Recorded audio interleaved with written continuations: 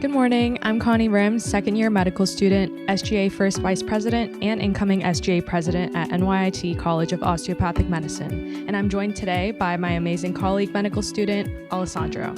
Hi everyone, I'm Alessandro Mercado, third year medical student and SGA President at NYIT Com. And we are your co-hosts for our newest podcast, Debunking Myths About Medical School. Are the myths true or not? This terrific conversation will help sort this out. Alessandro, how was your last rotation? It was great. I just finished up psych at Wyckoff Hospital. I loved it. Saw a bunch of different patients, a lot of different cases.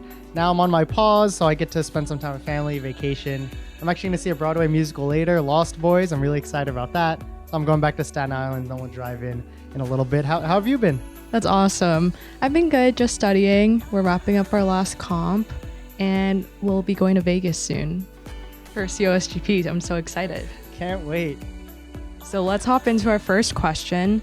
Alessandro, do you think it's realistic to succeed in med school without sacrificing your personal life? This sounds like that myth that I totally believed, and I'm sure every pre-med believes, where everyone thinks you have zero free time in medical school, which necessarily isn't true. It really depends on how you time manage. I don't think you have to fully sacrifice your social life and everything else in your life to be successful in medical school, as long as you time manage well and you have efficient studying habits, you're on top of everything, keep a good calendar. It's possible to have your cake and eat it too. But what do you think? I totally agree. I feel like in the beginning, it's easy to get caught up in that mindset of always working 24/7, always studying, but it doesn't work long term. And I think it's really easy to burn out from that lifestyle. So it's really important to prioritize self-care. And I think for me personally, having my support system, my family and friends was also really helpful. So I don't think you need to be studying 24/7, like all day. Totally agree. So let me ask you a question. I know you're a second year medical student about to go into your clinical rotations. Do you have to know everything to be successful in medical school and in rotations? What do you think? I think it's important to do well in coursework just so you have that strong foundation. But when you start rotations, or maybe you have some more insight after this, but I think more soft skills and being personable is just as important as having that strong clinical foundation. What do you say? Yeah, having finished my third year of clinical rotations, completely agree with what you just said. And to add to that, a lot of attendings and residents have told me it's very important, and they really liked that I was teachable and that a lot of students are humble, and you don't have to know everything, but you have to be a good team player and you have to be very professional. So obviously don't go into a rotation knowing absolutely nothing, but if you don't know everything, that's okay, because be willing to ask questions and be willing to be taught. That's great. And before I start rotations, actually, I'm taking my board exams in June. I'm so nervous, but I'm also excited because I booked a trip after, so that's something to look forward to. But another myth is that having a lot of resources for board studying is better. Do you agree, disagree? Amazing. It's really good that you booked a trip after. I'm curious to know where you're going. But in order to answer your question, are more resources better? Not necessarily. At least for boards, when I took Step 1, USMLE Step 1, and Complex Level 1, more was not better. I used 2 to 3 core resources, whether it was First Aid, UWorld, and then the TrueLearn QBanks, and I really focused on that, in addition to Anki, of course, for some spaced repetition. If I took on too many resources, I started getting overwhelmed, and I wasn't learning the material as well. So picking a few that work for you, specifically for you, and not for some random Redditor online is what works best, because catering your study to your own techniques, whether you're a problem person and like doing a lot of problems, or you really like watching a lot of sketchies or something like that, dive into that and you'll see the best results for boards. That's really helpful and something I'll keep in mind. Yeah, I feel like a lot of my peers right now, we're all caught up getting to get started on board prep, and people are saying you need to finish all the UWorld and TrueLearn questions so that you can do a second pass of these questions. And I'm like, When are you guys working on this? It's just a lot, but it's good to know. I think that's good advice to pick a few small resources and just spend your time on that. Definitely. What works for one person might not work for the other. So doing what works best for you is what will give you the best results in the long run. All right, Connie, next question. Do you need to know your specialty going into medical school? Agree or disagree? So, this is a great question, and it's a question I get asked often, and I'm always stressed about because I don't know what specialty I want to go into yet. I thought it would come naturally to me at some point, but it hasn't yet. But I know a lot of both students and physicians have told me that I'll be surprised at what I end up liking and what I don't end up liking during rotations. So I'm hoping clinical rotations will provide some clarity. I don't think it's the end of the world. I think it's natural to not know what specialty you don't want to do yet because we haven't been exposed to it. And right now, for me, I'm just planning to go into rotations with an open mind and just doing my best in every single rotation. Yeah, I think that's a great answer. For me, I do know what I want to go into, but I also have an extra year on you. I'm going into emergency medicine.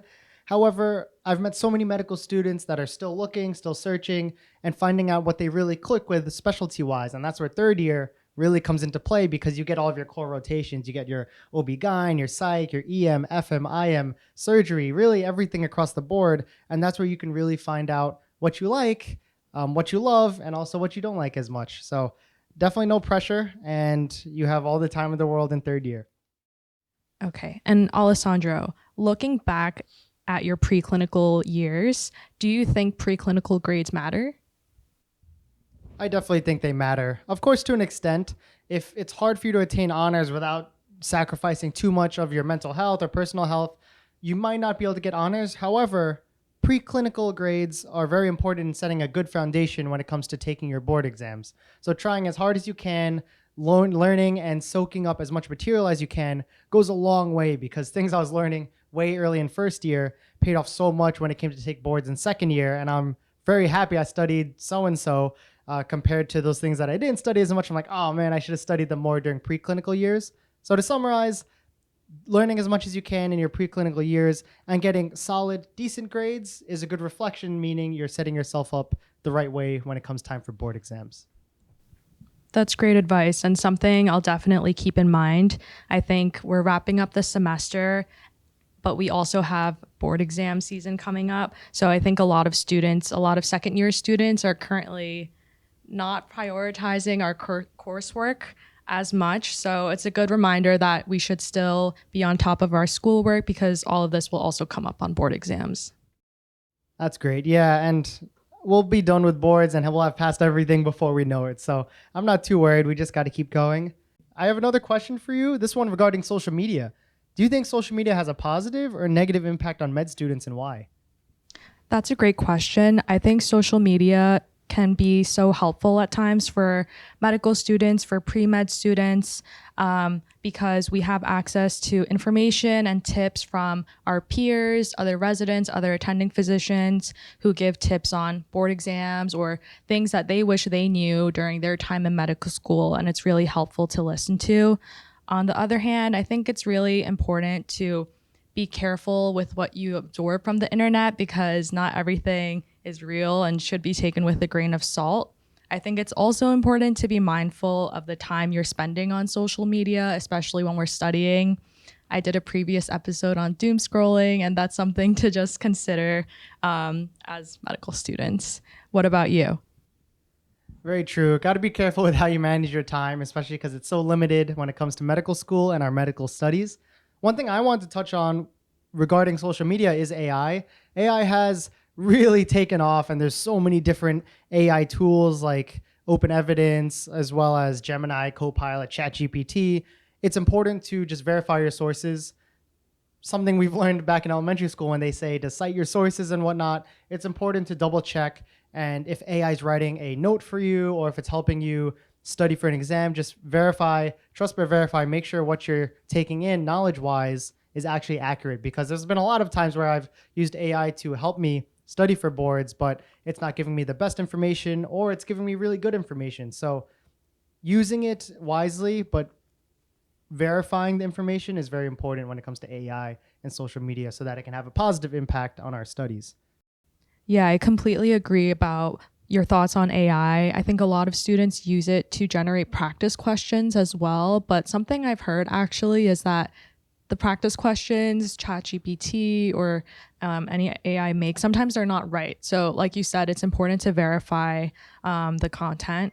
And now, up to our last question. What is one hot take you had at the start of medical school that you've changed your mind about? This is a tough one. One hot take going into medical school. I definitely thought a lot of the other myths we were talking about were true prior to med school, but one that we haven't touched on is I thought I wouldn't get along with a lot of the different people in my class because I thought they'd be so different from me. I thought they'd be completely obsessed with just science and medicine 24/7. But some of the coolest people in the world I've met throughout my 3 years here at medical school. My friends have done different sports, different activities, have traveled the world, and they're all some of the most interesting people I've ever met in my life. So that myth was completely busted, and I love it here. And I love the people here as well as the faculty and staff. What about you? What's a hot take you had that you've completely changed your mind about prior to med school? I think for me, something I heard was get ready to not be able to attend any birthdays, any weddings, make sure to prioritize school over everything. And it's definitely important to prioritize schoolwork, but I don't think it's true that you have to sacrifice everything else going on in your life. And I know we touched upon this earlier. I think having a strong support system and also prioritizing things that are meaningful to you, whether it be physical activity or hanging out with friends or just alone time. I think those are all just as important because those will also help set you up for success throughout medical school. So this has been such a great conversation. Thanks, Alessandro, for joining me today. It was so great to hear your insights about some of the myths associated with medical school. Thanks so much for having me, Connie. I love this conversation, and hopefully this helps a lot of medical students as well as even pre-med students that are listening to our podcast. This will definitely help a lot with what's myth versus what's actual reality in what happens during our medical school years. We also want to thank our valued Scope podcast listeners. We hope everyone has an amazing day.